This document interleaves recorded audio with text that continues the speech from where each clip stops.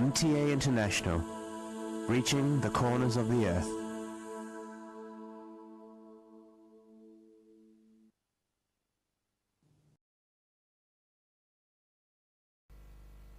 صلی علی رسولنا صلی علی محمد صلی علی نبینا صلی علی محمد صلی علی کریمنا صلی علی محمد صلی علی حبیبنا صلی علی محمد صلی علی امامنا صلی علی محمد صلی علی نبینا صلی علی محمد صلی علی رسولنا صلی علی محمد صلی علی شفیعنا صلی علی محمد صلی علی کریمنا صلی علی محمد صلی علی حبیبنا صلی علی محمد صلی علی امامنا صلی علی محمد صلی علی رحیمنا صلی علی محمد صلی علی نبینا صلی علی محمد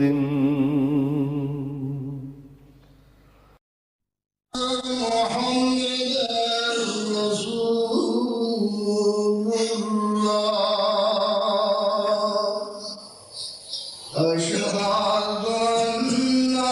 محمدا رسول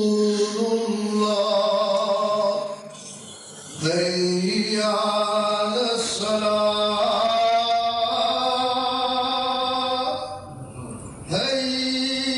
حي على الصلاة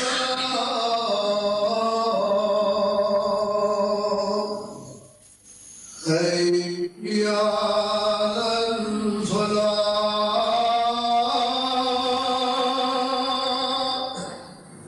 حي على الفلاح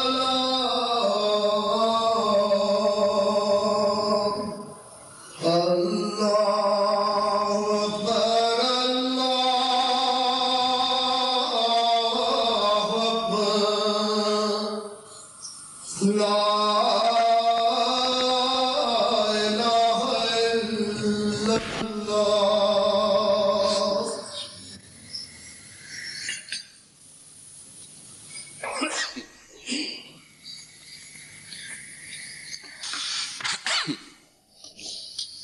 أشهد أن لا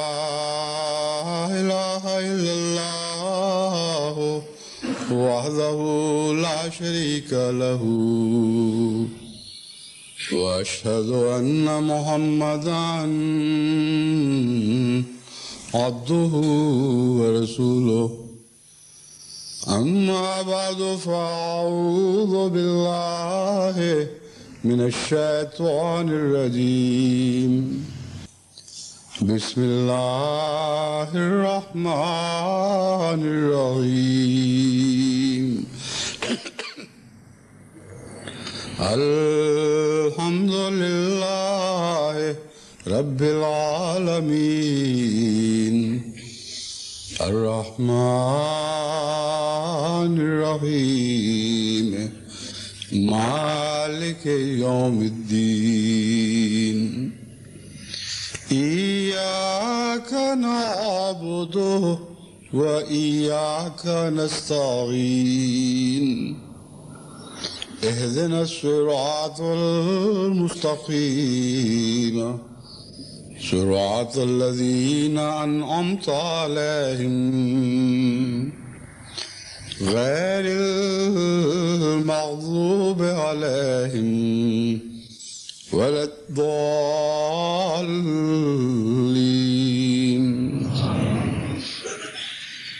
شهد الله أنه لا إله إلا هو والملائكة أولو العلم قائم والملائكة وأولو العلم قائما بالقسط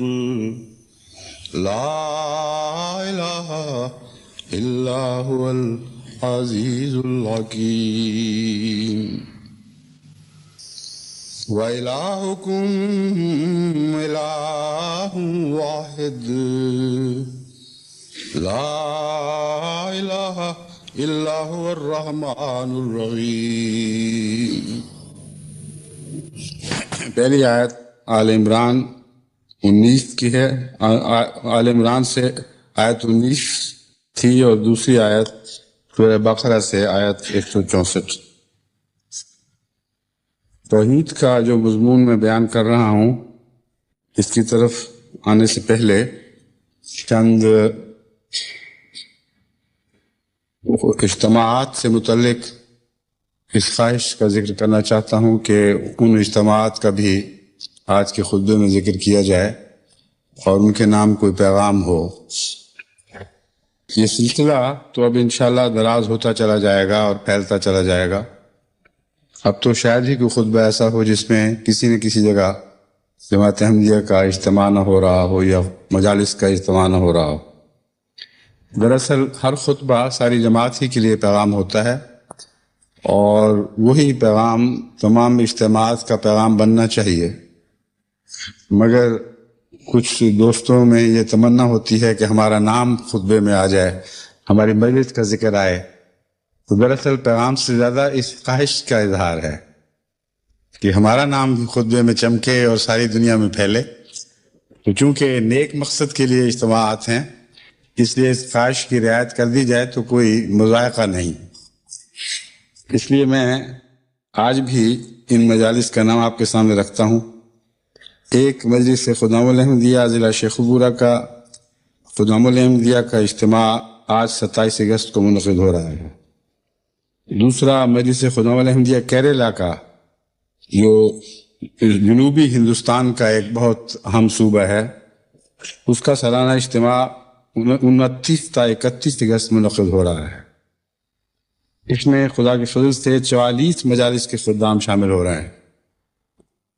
صوبہ کیرلا کو عام طور پر شمال میں بہت کم لوگ جانتے ہیں، مگر ہندوستان کی تمام صوبائی جماعتوں میں سب سے زیادہ تعداد میں کیرلا میں احمدی ہیں، اور کشمیر کو بھی یہ پیچھے چھوڑ گیا ہے۔ اس پہلو سے کیرلا کی جماعتیں خاص دعاؤں کی محتاج ہیں۔ اگرچہ مخالفت بھی بہت شدید ہوتی ہے، لیکن اس کے بعد جب تائید کی ہوائیں چلتی ہیں تو خدا کے فضل سے کثرت سے لوگ احمدیت قبول کرنے پر تیار ہوتے ہیں۔ چنانچہ مباہلہ کے جتنے پھل کیرلا میں لگے ہیں ہندوستان کی کسی اور صوبے میں نہیں لگے، تو اس پہلو سے یہ صوبہ اور اس کی تمام جماعتیں خصوصیت سے دعا کی مستحق ہیں۔ ضلع سانگڑ کے خدام و انصار کا سالانہ اجتماع 2 ستمبر کو ہو رہا ہے، چونکہ 2 ستمبر کو یہ ان کے لیے کوئی اعلان نہیں ہو سکتا، اس لیے انہوں نے 27 اگست کے خطبے میں ہی پیغام مانگا ہے۔ ان کے لیے جو پیغام میں نے سنا ہے اس کا در حقیقت تعلق توحید ہی سے ہے، اور حضرت اقدس مسیح موعود علیہ السلام کے ایک اقتباس سے تعلق رکھتا ہے۔ بس یہ مضمون سے ہٹ کر پیغام نہیں، بلکہ جیسا جیسا آپ اس پیغام کو سنیں گے آپ پر یہ بات کھلتی چلی جائے گی کہ توحید کا نچوڑ، توحید کی روح ہے جو حضرت اقدس مسیح موعود علیہ السلام بیان فرما رہے ہیں۔ معلوم ہوتا ہے اس سے پہلے آواز باہر نہیں جا رہی تھی، کوتاہی ہو گئی ہے، اس لیے میں مختصراً دوبارہ بتا رہا ہوں کہ دنیا کے 3 اجتماعات ہیں جن سے متعلق درخواست کی گئی ہے کہ ان کا ذکر کیا جائے۔ مجلس خدام الاحمدیہ ضلع شیخوپورہ، مجلس خدام الاحمدیہ کیرلا، جنوبی ہندوستان، اور ضلع سانگڑ کے خدام و انصار کے اجتماعات۔ ان کو جو میں پیغام دینے لگا ہوں یہ حضرت اقدس مسیح موعود علیہ السلام کی ایک تحریر ہے جو الوصیت میں سے اخذ کی گئی ہے، اور اس میں اس کا گہرا تعلق توحید باری تعالیٰ سے ہے۔ حضور فرماتے ہیں، سو اے عزیزو، جب کہ قدیم سے سنت اللہ یہی ہے کہ خدا تعالیٰ 2 قدرتیں دکھلاتا ہے تا مخالفوں کی 2 جھوٹی خوشیوں کو پامال کر کے دکھلا دے، تو اب ممکن نہیں ہے کہ خدا تعالیٰ اپنی قدیم سنت کو ترک کر دے وے۔ اس لیے تم میری اس بات سے جو میں نے تمہارے پاس بیان کی غمگین مت ہو اور تمہارے دل پریشان نہ ہو جائیں، کیونکہ تمہارے لیے دوسری قدرت کا دیکھنا بھی ضروری ہے، اور اس کا آنا تمہارے لیے بہتر ہے کیونکہ وہ دائمی ہے، جس کا سلسلہ قیامت تک منقطع نہیں ہوگا، اور دوسری قدرت نہیں آ سکتی جب تک میں نہ جاؤں، لیکن میں جب جاؤں گا تو پھر خدا اس دوسری قدرت کو تمہارے لیے بھیج دے گا جو ہمیشہ تمہارے ساتھ رہے گی، جیسا کہ براہین احمدیہ میں وعدہ ہے،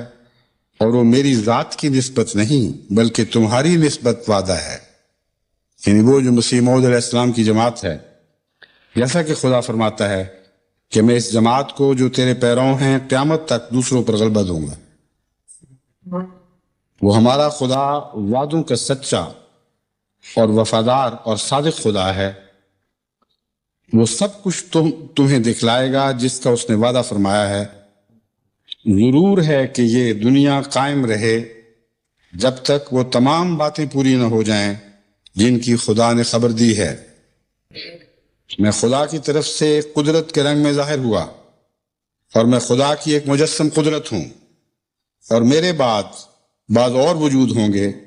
جو دوسری قدرت کا مظہر ہوں گے۔ خدا تعالیٰ چاہتا ہے کہ ان تمام روحوں کو جو زمین کی متفرقہ آبادیوں میں آباد ہیں، کیا یورپ اور کیا ایشیا، ان سب کو جو نیک فطرت رکھتے ہیں توحید کی طرف کھینچے اور اپنے بندوں کو دین واحد پر جمع کرے۔ یہی خدا تعالیٰ کا مقصد ہے جس کے لیے میں دنیا میں بھیجا گیا، تو تم اس مقصد کی پیروی کرو مگر نرمی اور اخلاق اور دعاؤں پر زور دینے سے۔ اس پیغام میں بہت سے فتنوں کا سد باب فرما دیا گیا ہے، جو جماعت احمدیہ میں پہلے بھی اٹھے اور آئندہ بھی اٹھنے کا احتمال رہتا ہے، اور اس مضمون کا گہرا تعلق خلافت آیت استخلاف سے ہے، اور حقیقت میں اسی کی یہ تفسیر ہے۔ اہل پیغام جنہوں نے خلافت سے اپنا تعلق توڑا، انہوں نے یہ عذر رکھا تھا کہ حضرت اقدس مسیح موعود علیہ السلام نے انجمن کے حق میں وصیت کر دی ہے، انجمن کو خود قائم فرما دیا، اور انتظامی امور اور دوسرے تمام امور میں جماعت کی سربراہ اب ہمیشہ کے لیے صدر انجمن احمدیہ ہوگی۔ یہ وہ فتنہ اٹھنا تھا جس کا حضرت اقدس مسیح موعود علیہ السلام نے ہمیشہ کے لیے قلقمہ فرما دیا، کیونکہ اس عبارت کو جب آپ غور سے دیکھیں گے تو آپ کو معلوم ہوگا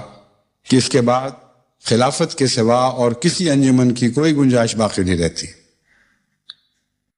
اگر انجمن مراد ہوتی تو انجمن تو حضرت مسیح موعود علیہ السلام نے اپنی زندگی میں قائم فرما دی تھی۔ یہ کیوں فرما رہے ہیں کہ اس قدرت ثانیہ کا آنا تقاضا کرتا ہے کہ پہلے میں جاؤں، میرے ہوتے ہوئے وہ قدرت ظاہر نہیں ہوگی۔ بس صاف پتہ چلا کہ وہ قدرت ثانیہ انجمن نہیں بلکہ کچھ اور اللہ تعالیٰ سے تائید یافتہ وجود ہیں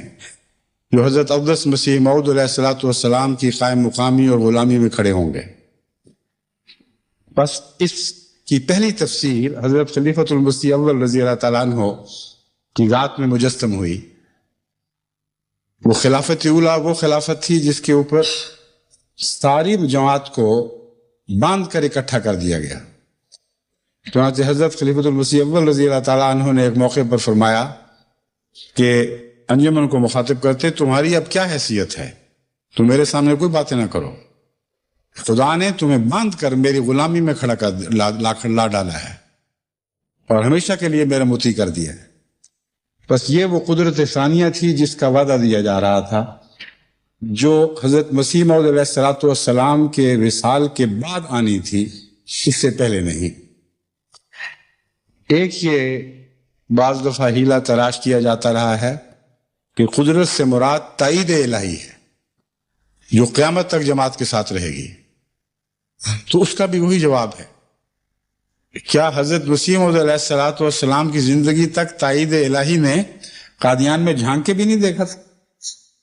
کیا یہ لازم کر دیا تھا اللہ تعالیٰ نے کہ جب تک مسیح موعود دنیا سے رخصت نہ ہو تائید الہی نہیں آئے گی؟ بس ایسا جاہلانہ خیال ہے کہ اس سے بڑھ کر جاہلانہ خیال اور کافرانہ خیال ممکن نہیں ہے کہ جس کو خدا امام مقرر فرما دے، انتظار کرے کہ وہ مر جائے تو پھر تائید الہی ظاہر ہو جو قیامت تک رہے۔ بس یہاں ایک نظام مراد ہے، جس نظام کے مظہر مسیح موعود علیہ السلام فرماتے ہیں میری طرح بعض وجود ہوں گے، اور یہی وہ نظام خلافت ہے جو حضرت مسیح موعود علیہ السلام کے بعد جاری ہوا اور قیامت تک اس کے جاری رہنے کا وعدہ دیا گیا۔ پھر ایک اور فتنہ یہ بھی اٹھایا جاتا رہا ہے، اور حضرت خلیفۃ المسیح ثالث کی زندگی میں خصوصیت سے بڑے منظم طریق پر ایک پروپیگنڈے کے ذریعے جماعت میں یہ خیالات پھیلائے گئے کہ خلافت ٹھیک ہے لیکن وہ جو مجددیت کا دعویٰ ہے، وعدہ ہے، وہ دائمی ہے، اور اب وقت قریب آ رہا ہے، صدی ختم ہونے کو آ رہی ہے، اس لیے اب مجدد کا انتظار کرو اور مجدد کو تلاش کرو۔ جماعت میں کہیں کوئی مجدد پیدا ہو چکا ہے۔ حضرت مسیح موعود علیہ السلام فرماتے ہیں کہ یہ قدرت قیامت تک ہے، اور خدا نے مجھ سے وعدہ فرمایا ہے کہ قیامت تک یہ قدرت منقطع نہیں ہوگی۔ بس خلافت اگر قیامت تک قائم ہے تو اس کے ہوتے ہوئے مجددیت کا سوال کیا باقی رہ جاتا ہے؟ اور یہ فتنہ پرداز اس بات کو بھول گئے کہ حضرت اقدس محمد رسول اللہ صلی اللہ علیہ وآلہ وسلم نے جہاں مجددیت کی پیشگوئی فرمائی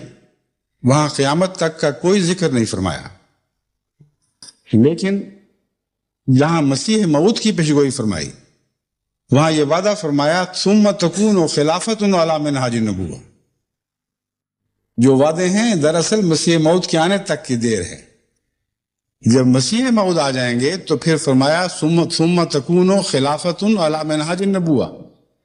پھر خلافت قائم ہوگی اور منہاج نبوت پر قائم ہوگی، اور یہ وہ خلافت ہے جس کا آیت استخلاف میں ذکر ہے، یہ وہ خلافت ہے جو مومنین سے وعدہ کیا گیا ہے،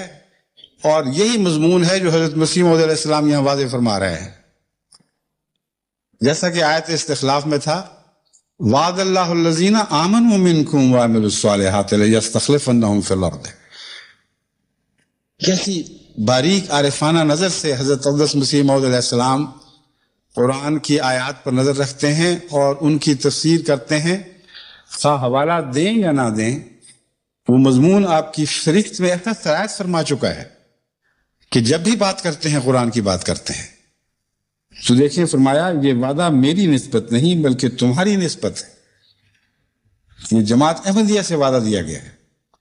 چنانچہ آیت استخلاف میں بھی گو مخاطب آن حضور صلی اللہ علیہ وآلہ وسلم تھے، لیکن وعدہ آپ کے غلاموں سے کیا گیا ہے۔ وعد اللہ الذین آمنوا منکم وعملوا الصالحات لیستخلفنہم فی الارض کما استخلف الذین من قبلہم۔ بس اس فتنے کا بھی ہمیشہ کے لیے رد فرما دیا گیا۔ اگر کوئی تجدید کی ضرورت پڑتی ہے تو ہمیشہ انقطاع کے بعد پڑا کرتی ہے، اور دراصل تجدید کے وعدے میں خلافت راشدہ کے انقطاع کی دردناک خبر بھی دے دی گئی تھی۔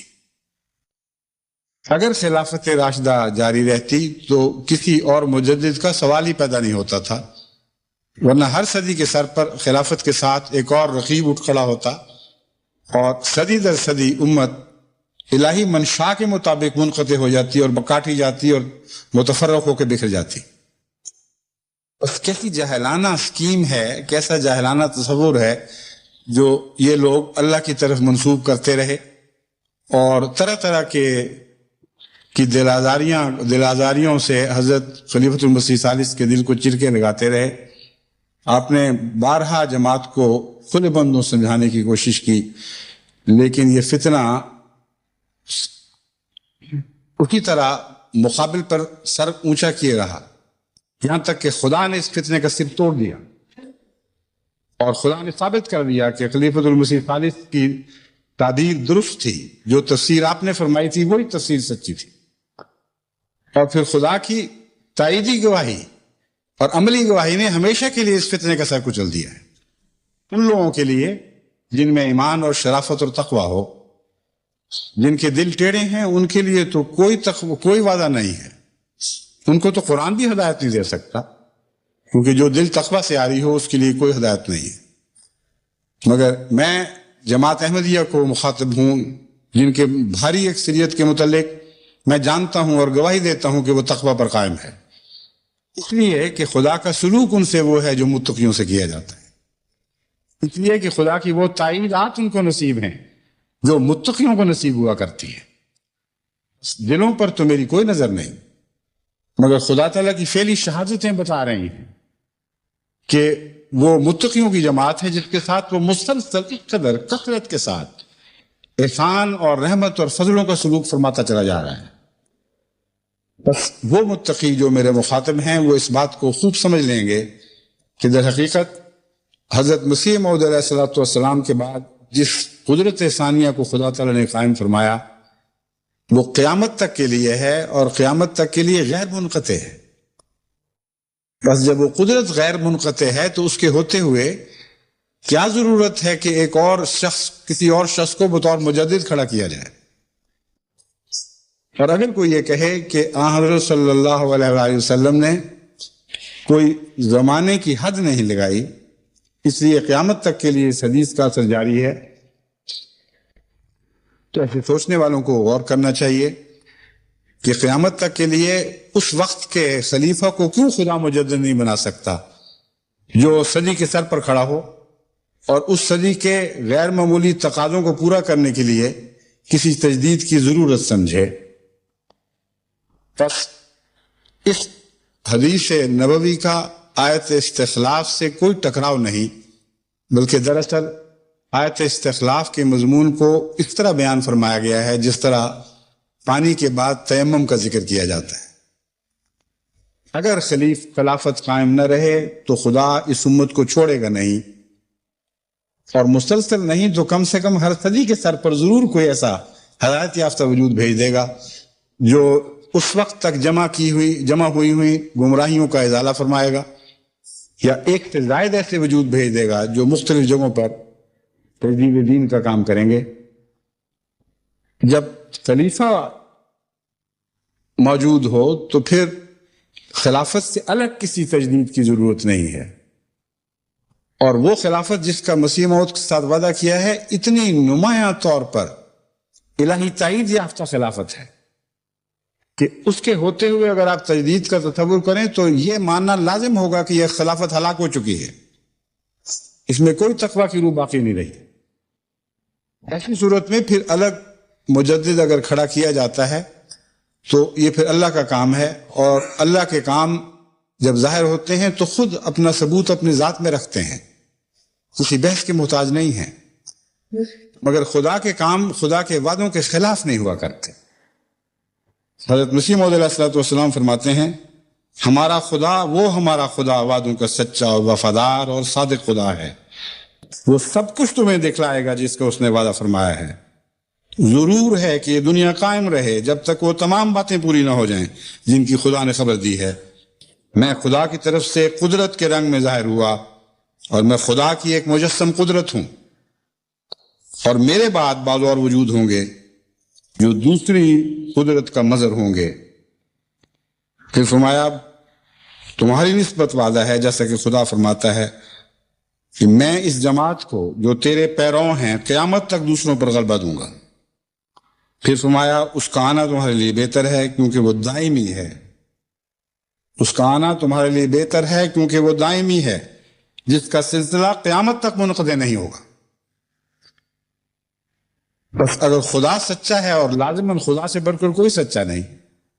اگر مسیح موعود سچے ہیں اور لازماً اس زمانے کے امام کے طور پر اس زمانے میں آپ سے بڑھ کر اور کوئی سچا انسان نہیں، تو لازماً وہ جھوٹے ہیں جو یہ سمجھتے ہیں کہ خلافت احمدیہ کا سلسلہ منقطع ہو جائے گا اور اس خلافت سے باہر کسی تجدید کی محتاج ہوگی۔ پھر خدا تعالیٰ کی فعلی شہادت آپ کے سامنے ہے۔ دیکھیں صدی گزر گئی جس صدی کے سر پر یہ پروپیگنڈے کیے جا رہے تھے، لیکن کوئی مجدد ظاہر نہیں ہوا۔ دوسری صدی شروع ہو گئی اور اس کے 13 سال گزر چکے ہیں اور 14ویں میں داخل ہو رہے ہیں، لیکن خلافت احمدیہ سے باہر کوئی مجدد ظاہر نہیں ہوا۔ بس خدا کی اس گواہی نے ہمیشہ کے لیے ان لوگوں کے پروپیگنڈے کو جھٹلا دیا ہے جو کہا کرتے تھے کہ اب خلافت کے آخری سانس ہیں اور تجدید کے دن آ رہے ہیں، کسی مجدد کی تلاش کرو۔ میں تمہیں سچ سچ کہتا ہوں کہ ایسے لوگ اگر 100 سال کی عمریں بھی پائیں اور مر جائیں تو نامرادی کی حالت میں مریں گے اور کسی اور مجدد کا منہ نہیں دیکھیں گے۔ ان کی اولادیں بھی لمبی عمریں پائیں اور مرتی چلی جائیں، اور ان کی اولادیں بھی لمبی عمریں پائیں اور مرتی چلی جائیں، خدا کی قسم خلافت احمدیہ کے سوا کہیں اور مجدد کا منہ نہ دیکھیں۔ یہی وہ تجدید دین کا ذریعہ بنا دیا گیا ہے جو ہر صدی کے سر پر ہمیشہ جماعت کی ضرورتوں کو پورا کرتا چلا جائے گا۔ لیکن یاد رکھو حضرت مسیح موعود علیہ السلام نے فرمایا ہے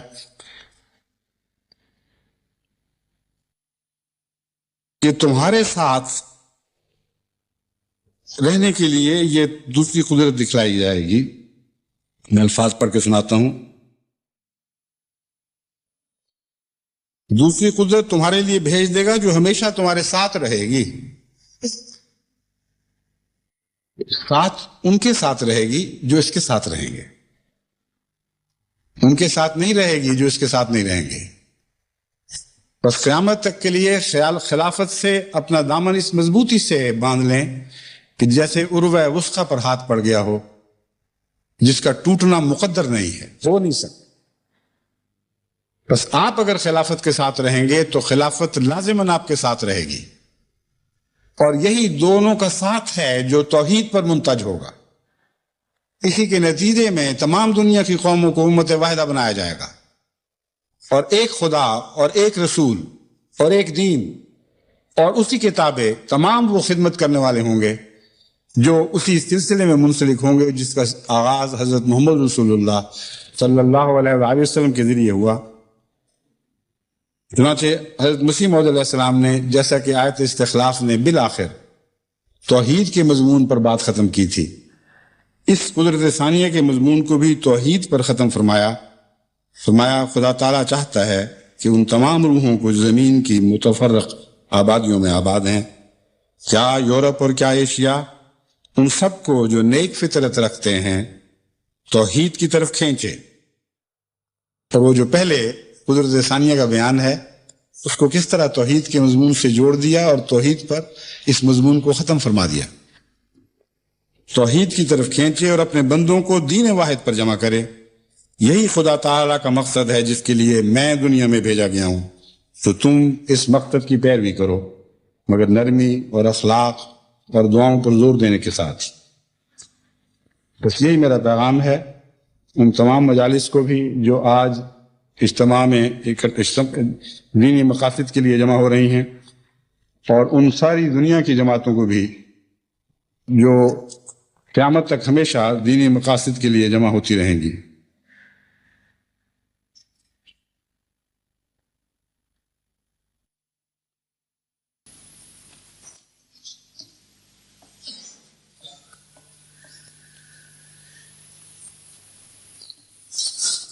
وہ آیات کریمہ جن کی میں نے تلاوت کی تھی،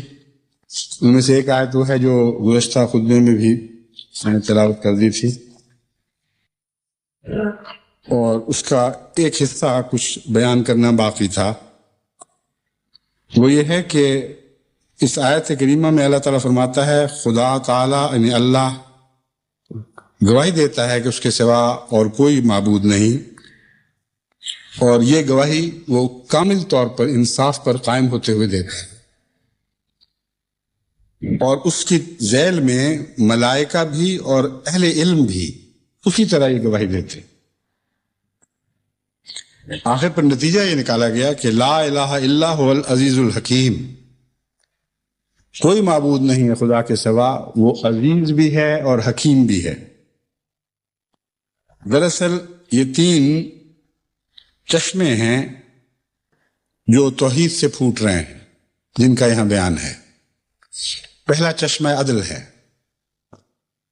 چشمہ عدل توحید سے پھوٹتا ہے۔ اگر خدا کے سوا کوئی دنیا میں اور یا کائنات میں کوئی اور معبود ہوتا تو پھر توحید کے نہ ہونے کی وجہ سے عدل کا قیام بھی ممکن نہیں، کیونکہ جب رقیب پیدا ہو جائیں تو پھر عدل نہیں رہا کرتا، پھر کھینچا تانی ہوتی ہے، پھر اپنوں کو دوسروں پر غالب کرنے کے لیے انصاف ہو یا نہ ہو ہر کوشش کی جاتی ہے، اور خاص طور پر اگر دونوں رقیب طاقتور ہوں تو ایسی صورت میں عدل تو برعکس فساد ضرور برپا ہوتا ہے۔ تو قرآن کریم نے اسی مضمون کو دوسری جگہ فرمایا لفسد تھا، اگر خدا کے سوا کوئی اور الہ ہوتا تو زمین و آسمان میں فساد پھیل جاتے۔ تو عدل کا فقدان لازماً فساد برپا کرتا ہے، اور توحید خالص کے نتیجے میں لازم ہے کہ عدل پیدا ہو، کیونکہ جس خدا کے سب ہیں وہ لازماً ان کو ایک نظر سے دیکھے گا، اس کی تمام کائنات اسی کی ہے، اس کو ضرورت کوئی نہیں ہے کہ ایک کو دوسرے سے فرق کر کے دکھا دے، ورنہ اپنی ذات میں وہ تفریق پیدا کرنے والا ہوگا۔ بس پاگل ہی ہے جو اپنی ذات کو پھاڑ دیا کرتا ہے، پاگل ہی ہوتا ہے جس کے اندر سے دو وجود اٹھتے ہیں، تو ایک پہلو سے ایک پاگل ایک وجود اختیار کر لیتا ہے، ایک دوسرے پہلو سے دوسرا وجود اختیار کر لیتا ہے، مگر وہ جو حکیم ذات ہو وہ اپنے اندر تفریق پیدا نہیں کیا کرتی۔ لیکن اس سے پہلے عزیز کا ذکر فرمایا۔ دراصل عزیز بھی یعنی صفت عزیز بھی توحید سے اور عدل سے بہت گہرا تعلق رکھتی ہے۔ عزیز کا جو ترجمہ آپ کو قرآن کریم میں ملے گا، یعنی عام طور پر ہر جگہ لکھا ہوا یہی دکھائی دے گا کہ غالب، لیکن عزیز محض غالب نہیں ہے۔ اس سے پہلے ایک موقع پر میں نے درس قرآن کے وقت یہ ثابت کر دکھایا تھا کہ لفظ عزیز میں عزت اور احترام کا مضمون داخل ہے، محض غلبے کا مضمون نہیں۔ بس غالب دو قسم کے ہوا کرتے ہیں، ایسے غالب جن کا زور تو چلتا ہے مگر لوگ ان سے نفرت کرتے ہیں، ان کو بددعائیں دیتے ہیں، ان کا بد انجام دیکھنے کی تمنا کرتے ہیں۔ جب تک وہ غالب رہیں اس وقت تک ان کے سامنے گردنیں جھکی رہتی ہیں مگر دل نہیں جھکتی، اور دماغ ان سے مطمئن نہیں ہوا کرتے۔ لیکن بعض ایسے غالب ہوتے ہیں جن کو قومیں دعائیں دیا کرتی ہیں، ان کی رعایا ان کے لیے دن رات دعائیں کرتی ہے، ان کی محبت میں مبتلا ہو جاتی ہے، ان کو سچی گہری عزت کی نظر سے دیکھتی ہے، ایسی عزت جو ان کے مرنے کے بعد بھی جاری رہتی ہے۔ بس وہ غلبہ جس کے ساتھ انصاف ہو وہی عزیز کا غلبہ ہوا کرتا ہے، وہ غلبہ جو انصاف سے آری ہو وہ کبھی عزیز کا غلبہ نہیں بن سکتا۔ بس فرمایا وہ عزیز ہے، یعنی ایسا صاحب عزت ہے جس کو غلبہ نصیب ہے، اور غلبے کے ایسا غلبہ نصیب ہے جس کے نتیجے میں لازماً وہ معزز وجود ہے، اور پھر حکیم ہے۔ اور جیسا کہ میں بیان کر چکا ہوں، حکمت کا تقاضا یہ ہے کہ اگر میری ہی سب چیزیں ہیں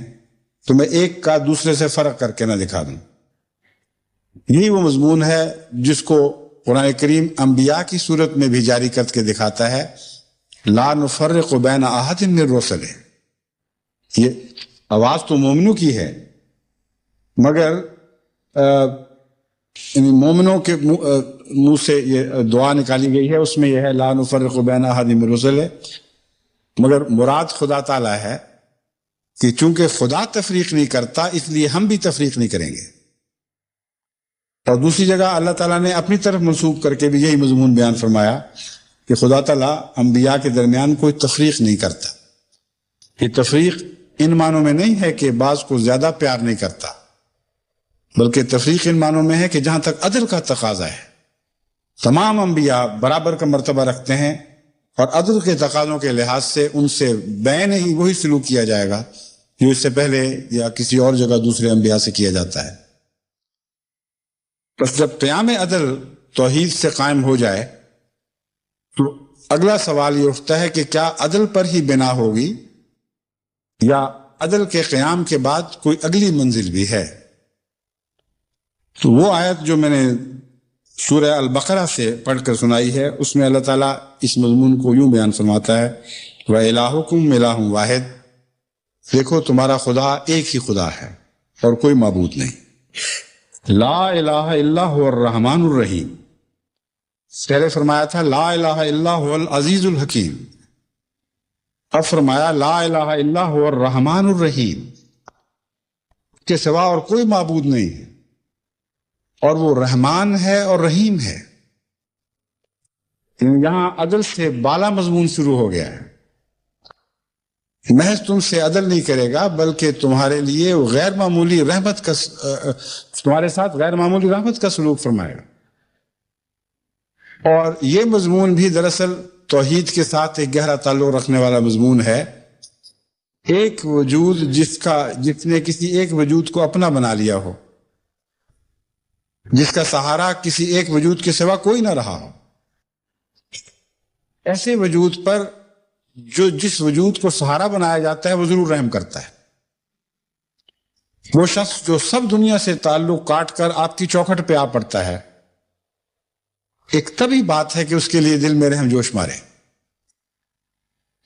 بس خدا تعالیٰ فرماتا ہے کہ ہمارے سوا جب اور تمہارا ہے کوئی نہیں، تو اگر ہم تم سے پیار اور رحمت کا سلوک نہیں کریں گے تو اور کون کرے گا؟ کیونکہ ہمارے سوا تمہاری کوئی چوکھٹ باقی نہیں رہی۔ اس لیے عدل بھی ہم سے ہی ملے گا اور رحم بھی ہم سے ملے گا، اور تمہیں خوشخبری ہو کہ مجھ سے بڑھ کر اور کوئی رحم کرنے والا نہیں۔ بس غیروں کی چوکھٹ سے دامن چھڑا کر ایک بد خبر نہیں دی گئی کہ سارے سہارے کاٹ دیے گئے، بلکہ خوشخبری دی گئی ہے کہ ان سب کے سہارے کاٹ دیے گئے ہیں جو غیر عادل ہیں، تمہیں عادل کے دامن سے وابستہ فرما دیا گیا۔ اور مبارک ہو کہ وہ عادل صرف عادل ہی نہیں بلکہ سب سے بڑھ کر رحم کرنے والا ہے۔ بس دیکھیں توحید کا مضمون کس شان کے ساتھ ترقی کرتا ہوا، یعنی ترقی ان معنوں میں تو نہیں کہ پہلے ادنا تھا پھر اعلیٰ ہوا، ہمارے فہم کے لحاظ سے، ہمارے ادراک کے اعتبار سے یہ مضمون یوں لگتا ہے جیسے ترقی کرتا ہوا اپنی آخری انتہا کو جا پہنچا ہے۔ پھر فرمایا رحمان الرحمن الرحیم، ایسا رحمان نہیں ہے تمہارا خدا جو ایک دفعہ رحم کر کے سب کچھ دے کر تمہیں بھلا دے، الرحیم ہے، لازماً دائماً تم سے تعلق رکھے گا، پھر تمہیں کبھی نہیں چھوڑے گا۔ اس کے بعد کسی اور خدا کی ضرورت کیا باقی رہ جاتی؟ جب ہر دوسرا معبود جس کو تم معبود بنو حالانکہ معبودیت کا حق نہیں رکھتا، در حقیقت عادل نہیں ہو سکتا۔ اور یہ حقیقت ہے کہ تمام جھوٹے معبود جو بنائے جاتے ہیں، اگر وہ واقعی وجود ہوں جن کو فرضی خدا بنا دیا گیا ہو تو وہ غیر عادل ہوا کرتے ہیں۔ اگر اپنے خاص مریدوں سے انصاف کرتے ہیں تو دوسروں کے انصاف کو قربان کر کے کرتے ہیں، اس لیے نہ ان کا عدل ہے نہ ان کا رحم ہے۔ الرحمن وہ ہے جو سب کا برابر ہے، اور یہ مضمون بھی توحید ہی کی وجہ سے عطا ہوا ہے، کیونکہ رحمان فرما کر یہ بتایا جا رہا ہے کہ وہ خدا رحمان ہے جس کے نزدیک سب برابر ہے، اس لیے ایک کا حصہ چھین کر دوسروں کو عطا نہیں کرے گا، اور یہ عدل کے تقاضے کے ویسے ہی خلاف ہے۔ کامل عدل والا خدا رحمانیت کے آخری مقام پر فائز ہے، جس سے بڑھ کر رحمانیت کا مقام متصور نہیں ہو سکتا، اور زمانی لحاظ سے وہ دائمی رحمت کرنے والا وجود ہے، تمہیں کبھی چھوڑ کر نہیں جائے گا۔ یہ توحید کے فوائد ہیں جن کا ان آیات کریمہ میں ذکر فرمایا گیا ہے، اور حضرت اقدس محمد رسول اللہ صلی اللہ علیہ وآلہ وسلم نے جس طرح اس توحید کو سمجھا اور نافذ فرمایا، اس سے پتہ چلتا ہے کہ تمام صحابہ صاحب عرفان ہو چکے تھے، ورنہ اتنے گہرے توحید کے عرفان کے بغیر وہ قربانیاں پیش نہیں کر سکتے تھے جو توحید کا رستہ ان سے تقاضے کرتا تھا۔ توحید کا مطلب ہے ہم نے سب دنیا کو چھوڑ کر اے خدا تیرا دامن پکڑ لیا ہے، اور کامل یقین کے ساتھ تجھے پکڑا ہوا ہے، جانتے ہوئے کہ تیرے سوا کوئی عدل نہیں، جانتے ہوئے کہ تیرے سوا کوئی رحم نہیں ہے۔ ایسی صورت میں خدا بعض دفعہ آزمائش میں ڈالتا ہے اور پہچانتا ہے، یعنی ویسے تو خدا علم رکھتا ہے مگر انہیں دنیا کے لیے گواہ بنا دیتا ہے کہ یہ لوگ سچے تھے۔ اللہ تعالیٰ کو علم تھا اور ہے کہ بلال سچا تھا، اللہ تعالیٰ کو علم تھا اور ہے کہ عثمان سچے تھے، اسی طرح اللہ تعالیٰ کو حضرت اقدس محمد رسول اللہ صلی اللہ علیہ وآلہ وسلم کے تمام عشاق کے متعلق علم تھا اور ہے اور رہے گا، لیکن اگر وہ قربانیوں کی چکی میں پیسے نہ جاتے، اگر وہ شدید ابتلاؤں میں آزمائے نہ جاتے تو دنیا کو تو علم نہیں ہو سکتا تھا، وہ تو عالم الغیب نہیں ہے۔ بس محمد رسول اللہ کی صداقت کی گواہی دینے کے لیے اور آپ سب کے مل کر خدا کی توحید کی گواہی دینے کے لیے وہ ابتدائی دور قربانیوں کا انتہائی دردناک دور تھا۔ توحید کے لیے کبھی کسی قوم نے ایسی دردناک قربانیاں نہیں دی جیسے حضرت اقدس محمد مصطفیٰ صلی اللہ علیہ وآلہ وسلم اور آپ کے غلاموں نے دی، اور شہداء کا یہ معنی ہے جس کو آپ کو ہمیشہ پیش نظر رکھنا چاہیے۔ شہد اللہ گواہی دیتا ہے، اور ساتھ وہ لوگ بھی گواہی دیتے ہیں۔ اللہ تو تکلیفوں اور ابتلاؤں سے منزہ ہے، مگر یہ لوگ کیسی گواہی دیتے ہیں؟ وہ گواہی جو حرص کے لیے دی جائے اس کی تو کوئی قدر و قیمت نہیں ہوا کرتی، اس کی کوئی حقیقت نہیں۔ وہ گواہی جو اپنے نفع کی خاطر دی جائے اس کی بھی کوئی حقیقت نہیں۔ وہ گواہی جو اپنے نفس کے خلاف دی جائے، اپنے ظاہری مفادات کے خلاف دی جائے، وہ گواہی جس کو نتیجے میں شدید ابتلاؤں کا سامنا کرنا پڑے اور انتہائی دردناک مظالم کے چکی میں پیسا جائے، وہ گواہی ہے جو سچی گواہی ہے۔ اور یہ وہ گواہی تھی جو حضرت رسول اکرم صلی اللہ علیہ وآلہ وسلم کے ساتھ آپ کے تمام صحابہ نے دی ہے. اور یاد رکھیں کہ اسلام کا آغاز حقیقت میں توحید ہی کا آغاز تھا. یہ قربانیوں کا دور وہ ہے جہاں توحید اور اسلام ایک ہی چیز کے دو نام تھے، اور تمام تر تکلیفیں جو حضرت اقدس محمد رسول اللہ اور آپ کے غلاموں کو دی گئیں وہ خالصتاً توحید کی وجہ سے دی گئیں. کسی اور چیز کا جھگڑا ہی نہیں تھا، جھگڑا ہی توحید کا تھا. اگر محمد رسول اللہ صلی اللہ علیہ وآلہ وسلم اور آپ کے غلام یہ اعلان کر دیتے کہ خدا واحد نہیں ہے تو جو چاہے مذہب بناتے، جس مذہب کی چاہے پیروی کرتے، جس طرح چاہے زندگی کو اپنی زندگی کو ڈھالتے، کفار کو اس سے کوئی غرض نہیں تھی. وہ کہتے تھے کھلی چھٹی جو چاہو کرو، مگر خدا واحد کا نام نہ لو. ہمارے بتوں کا بھی ذکر کرو، پھر ہم تمہیں اجازت ہے جو چاہو کرتے پھر. سارا جھگڑا ہی توحید کا تھا. اس موقع پر جن صحابہ کے نام میں نے مثال کے طور پر آپ کے سامنے رکھے ہیں، ان میں ایک نام حضرت عثمان رضی اللہ تعالیٰ عنہ کا ہے جو بنو امیہ میں سے تھے. حضرت صلی اللہ علیہ وسلم کے دعوے کے وقت پختہ عمر کے تھے اور خوشحال تھے اور بہت معزز تھے. ایسے تھے جن کا بہت احسان لوگوں پر تھا، لیکن آپ کو بھی مظالم سے آپ پر بھی ظلم توڑے گئے، اور عرب دستور کے مطابق یہ ظلم ایک ایسے شخص نے آپ پر روا رکھے جس کو باقی قوم پوچھ نہیں سکتی تھی. حضرت عثمان کے متعلق آتا ہے کہ باقی جو عرب اہل مکہ تھے ان میں سے چونکہ اکثر پر آپ کے احسانات بہت تھے، اور پھر یہ بھی ایک رواج تھا عربوں میں کہ کوئی طاقتور قبیلے کا فرد ہو تو اس قبیلے سے باہر کے آدمی اس کو غزا نہیں پہنچا سکتے، کیونکہ عربوں میں عصبیت بہت تھی. مذہبی اختلاف پر بھی ان کو زد و کوب کیا جاتا. ان کی عصبیت بعض دفعہ اٹھ کھڑی ہوتی تھی، کہتے تھے اچھا تم نے ہمارے آدمی کو مارا، ہم تمہارے آدمی کو ماریں گے. حضرت عثمان پر جو مظالم توڑے ہیں آپ کے چچا حکم بن ابی العاص نے توڑے ہیں. آپ کو رسیوں سے باندھ کر پیٹا جاتا تھا، اور مسلسل لمبے عرصے تک یہ ظلم آپ پر برپا کیے جاتے رہے، لیکن آپ نے کبھی اف نہیں کی، اسی طرح رسیوں میں بندھے ہوئے مار کھاتے رہے. پھر زبیر بن العوام تھے جو قبیلہ اسد سے تعلق رکھتے تھے، جوان مرد اور خوب روح مشہور تھے. ان کو بھی ان کا ظالم چچا ہی سزائیں دیا کرتا تھا. ان کو چٹائی میں لپیٹ کر آگ کا دھواں چٹائی میں دیتا تھا، اور اس سے دم گھٹتا تھا، اور نہایت ہی خوفناک اذیت ہوتی تھی. لیکن خاموشی سے صبر کے ساتھ اس کو برداشت کرتے رہے، اور ایک دفعہ بھی آپ نے کوئی کلمہ کفر منہ سے نہ نکالا. ان دو چچاؤں کی مثال میں نے پہلے اس لیے دی ہے کہ حضرت اقدس محمد رسول اللہ صلی اللہ علیہ وآلہ وسلم کے بھی ایک چچا تھے. ان پر بھی قوم نے دباؤ ڈالا تھا، لیکن آخر وقت تک انہوں نے حضرت صلی اللہ علیہ وآلہ وسلم کی حمایت سے اپنا ہاتھ نہیں کھینچا.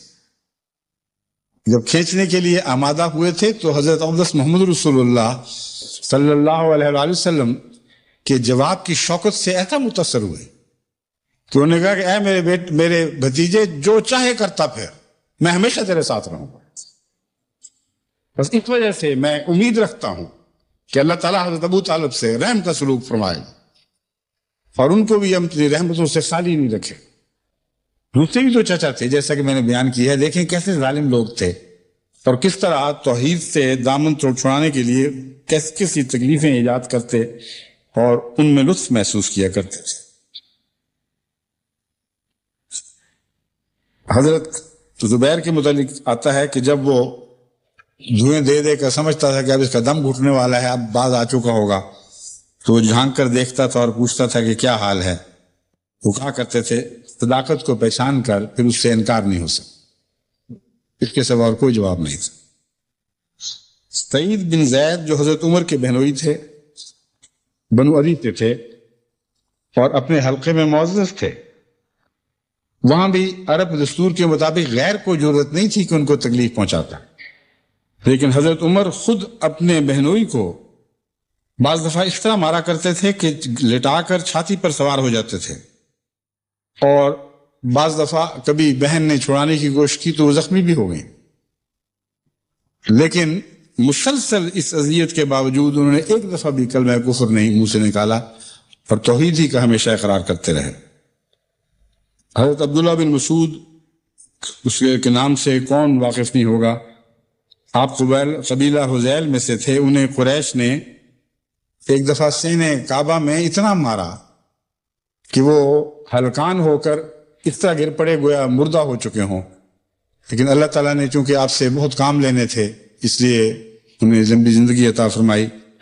اور ساری امت پر ہمیشہ کے لیے روایات اور تفسیر کے سلسلے میں انہوں نے بہت بڑا احسان فرمایا ہے۔ ابو ذر غفاری یا غفاری کو قریش اتنا مارا کرتے تھے کہ زمین مارتے مارتے زمین پر بچھا دیتے تھے، یعنی اس طرح نڈھال کر کے پھینک جاتے تھے کہ گویا وہ مر چکا ہے اور پھر اٹھ نہیں سکے گا۔ ایک ایسے موقع پر حضرت عباس بن عبد المطلب نے ان کو کہا، اذیت دینے والوں کو، کہ دیکھو تم ایسا نہ کرو، کیونکہ یہ شخص بنو غفار سے تعلق رکھتا ہے، اور بنو غفار کے شامی تجارت کے رستے، بنو غفار تمہارے شامی تجارت کے رستے پر واقع ہیں، اور عرب اصلیت اگر بھڑک اٹھی اور ان کو پتہ چلا کہ تم ان کے ساتھ یہ سلوک کرتے ہو تو تمہارے تجارت کے رستے بند ہو جائیں گے۔ چنانچہ اس وجہ سے پھر انہوں نے حضرت ابو ذر غفاری سے اپنے ہاتھ کھینچ لیے۔ یہ تو آزادوں کا حال تھا، اب اندازہ کریں کہ غلاموں سے کیا سلوک ہوتا ہوگا۔ آزاد قوموں کو اپنے قبیلوں کی حمایت حاصل تھی، اور جیسا کہ میں نے بیان کیا ہے قبیلے والے ہی اور ان میں سے بھی بڑے اگر ظلم کریں تو الگ بات تھی، ورنہ غیر کو ضرورت نہیں ہوتی تھی۔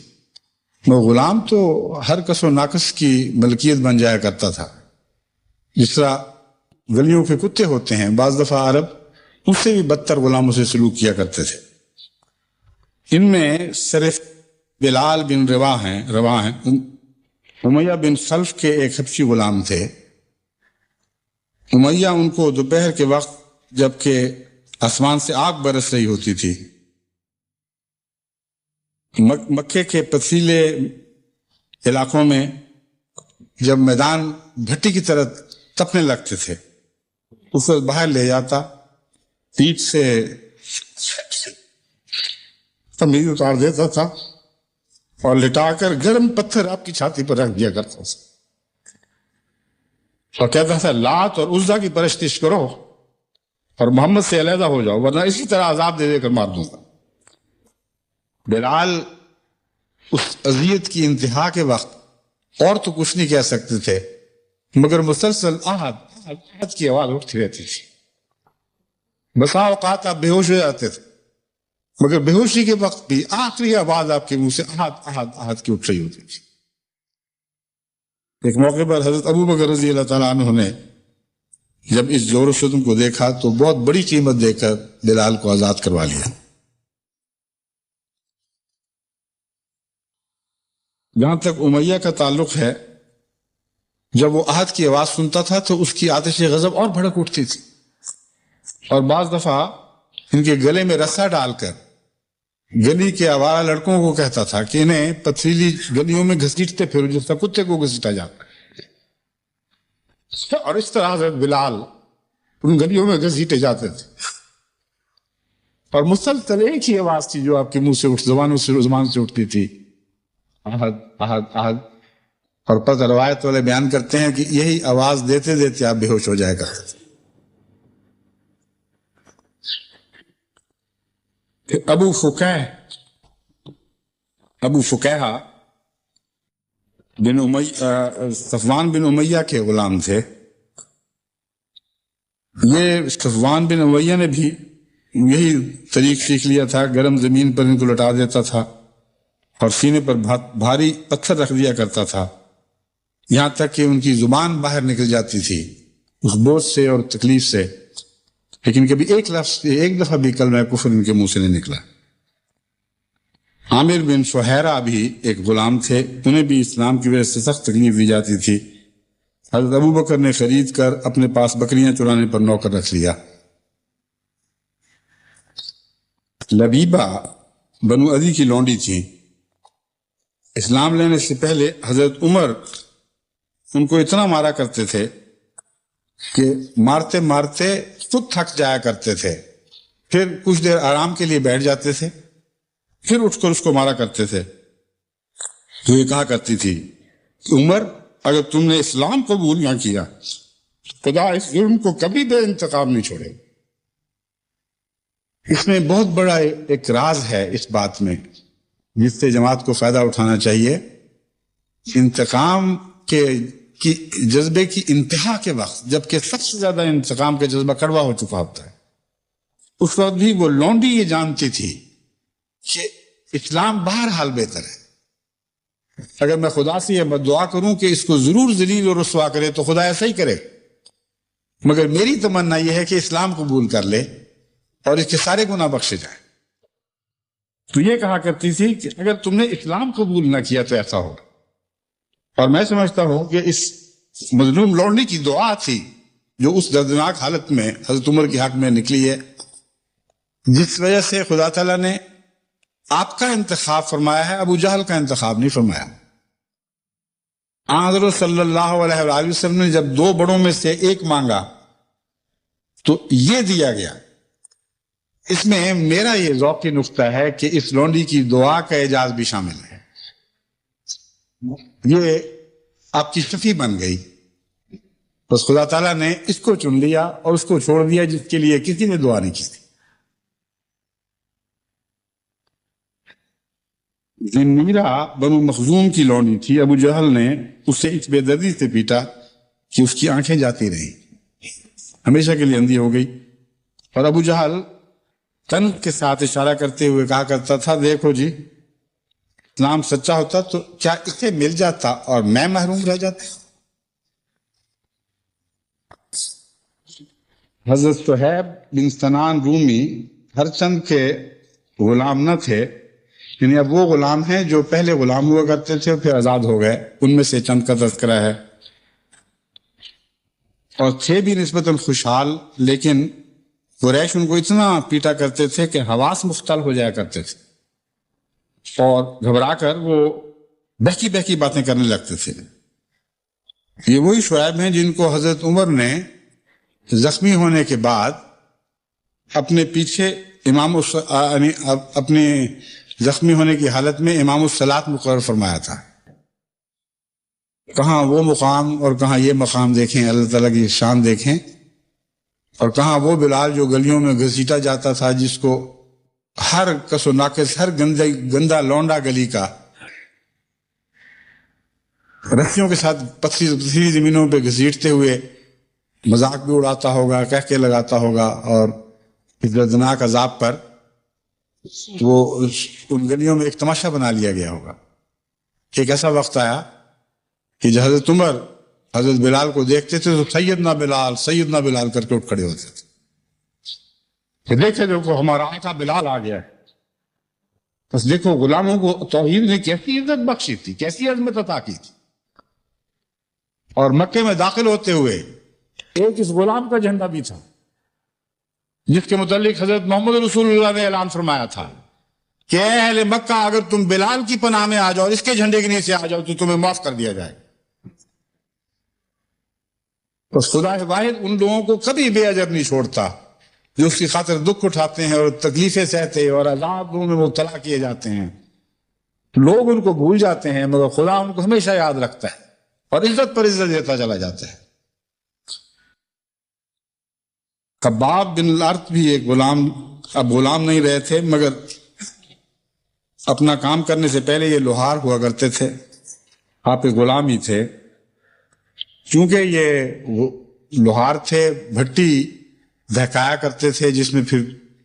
لوہا پگھلا کر اس کو کوٹ کر پھر اس کی مختلف چیزیں بناتے تھے۔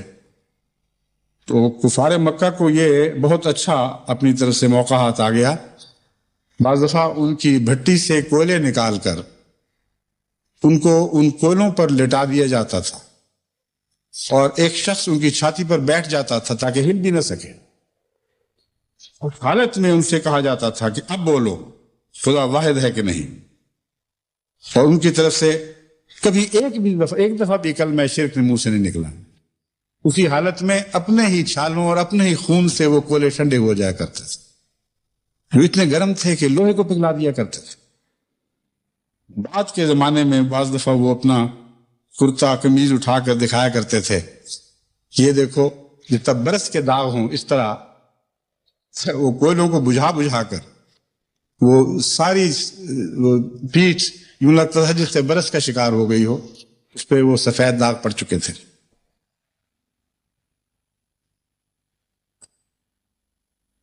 اور ان سے تمسخر بھی ایسے جاہلانہ تھے کہ ایک دفعہ عاص بن وائل نے ان سے تلواریں بنوائیں، کیونکہ وہ اپنے کام کے بڑے ماہر تھے۔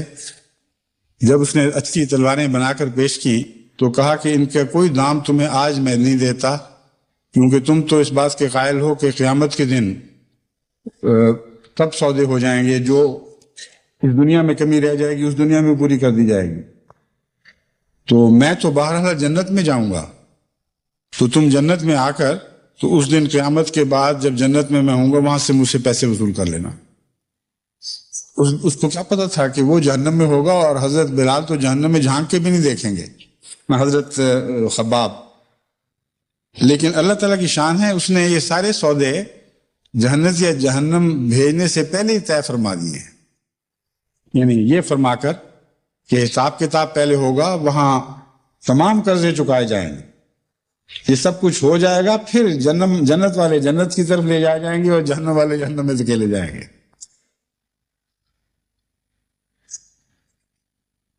پھر آپ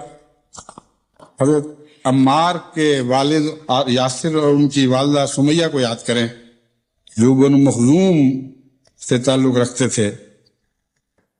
بنو مخزوم کی غلامی میں کبھی سمیہ رہ چکی تھی مگر اب آزاد تھی۔ ان کو ایسے عذاب دیے گئے کہ ان کے ذکر سے بھی رونگٹے کھڑے ہو جاتے ہیں اور جسم پر لرزہ طاری ہو جاتا ہے۔ حضرت یاسر تو کچھ عرصہ ان دکھوں کو برداشت نہ کر کے آخر اس دنیا سے رخصت ہوئے، اپنی جان آفرین کی سپرد کر دی۔ ان کی والدہ سمیہ پیچھے کچھ دیر زندہ رہیں، یہاں تک کہ ابو جہل نے ان کی ران پہ نیزہ مارا جو ران کو چیرتا ہوا پیٹ تک اتر گیا، اور اس حالت میں انہوں نے تڑپ تڑپ کر جان دے دی۔ ایک عمار بیچارہ بچہ رہ گیا تھا، اس سے بالآخر یہ دباؤ برداشت نہیں ہوا، اور ایک موقع پر اس نے اپنی جان بچانے کے لیے، عذاب سے چھٹکارے کے لیے کلمہ کفر کہہ دیا، لیکن بعد میں زار روتا اور تڑپتا ہوا حضرت محمد رسول اللہ کی خدمت میں حاضر ہوا تو دیکھا یا رسول اللہ میں آپ کے متعلق کچھ بات کیا بیٹھا، ایک عذاب میں مبتلا ہوں، مجھے کوئی چین نہیں ہے، یا رسول اللہ میں ہلاک ہو گیا، مجھے ظالموں نے اتنا دکھ دیا کہ میں کچھ ناگفتنی باتیں کہہ بیٹھا ہوں۔ آپ نے فرمایا تم اپنے دل کا حال کیسا پاتے ہو؟ عرض کیا یا رسول اللہ میرا دل تو اسی طرح مومن ہے اور اللہ اور اس کے رسول کی محبت میں اسی طرح سرشار ہے۔ آپ نے فرمایا تو پھر خیر ہے، خدا تمہاری اس لفظ کو معاف فرما دے گا۔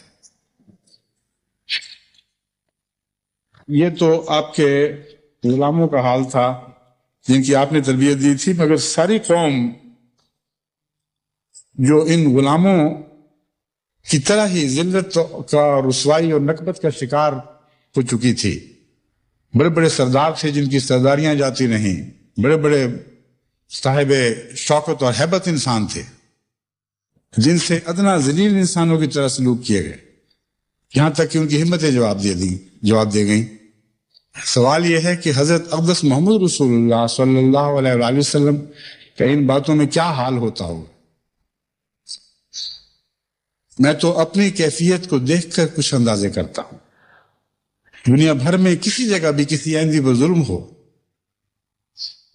تو مجھے ناقابل برداشت اذیت پہنچتی ہے، اور میں سوچتا ہوں، اس وقت میں سوچتا ہوں کہ میری اس اذیت کی جو انتہا ہے وہاں سے محمد رسول اللہ کی اذیت کا آغاز ہوتا ہے۔ آپ کے قدم میری اذیت کے سر پر ہے، اور آپ رحمت اللہ عالمین تھے، ان کے مقابل پر کوئی دنیا میں اور شخص ایسا حساس نہیں ہو سکتا جیسے آپ تھے۔ بس ان میں سے ہر ایک جو اذیت دیا جاتا تھا خدا کی قسم ان سے بڑھ کر محمد رسول اللہ اذیت میں مبتلا کیے جاتے تھے. میں گواہی دیتا ہوں، میں اپنے ذاتی تجربے سے گواہی دیتا ہوں کہ انسان کا تصور بھی ان باتوں کو نہیں پہنچ سکتا جس حد تک محمد رسول اللہ کو اذیت پہنچی ہے. لیکن صبر کی تلقین فرمایا کرتے تھے اور خود بھی صاحب صبر تھے، اور ایسے صاحب صبر تھے کہ خدا تعالیٰ نے فرمایا ذو حظ عظیم، تم صبر کی باتیں کرتے ہو، اس کو تو حظ عظیم عطا ہوا ہے. ایسے صبر کی کوئی مثال دنیا میں اور پیش نہیں کی جا سکتی. اللہم صلی علی محمد وعلی آل محمد وبارک وسلم انک حمید مجید.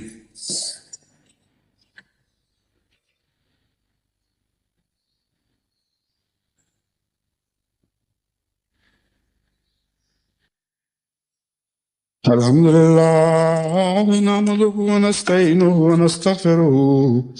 ونؤمن به ونتوكل عليه ونعوذ بالله من شرور أنفسنا ومن سيئات أعمالنا من يهده الله فلا مضل له ومن يضلله فلا هادي له ونشهد أن لا إله إلا الله وحده لا شريك له ونشهد أن محمدا عبده ورسوله. عباد الله رحمكم الله إن الله يأمر بالعدل والإحسان وإيتاء ذي القربى وينهى عن الفحشاء والمنكر والبغي يعظكم لعلكم تذكرون. اذكروا الله يذكركم وادعوه يستجب لكم ولذكر الله أكبر. امام صاحب کا یہ خواہش ہے کہ آج بھی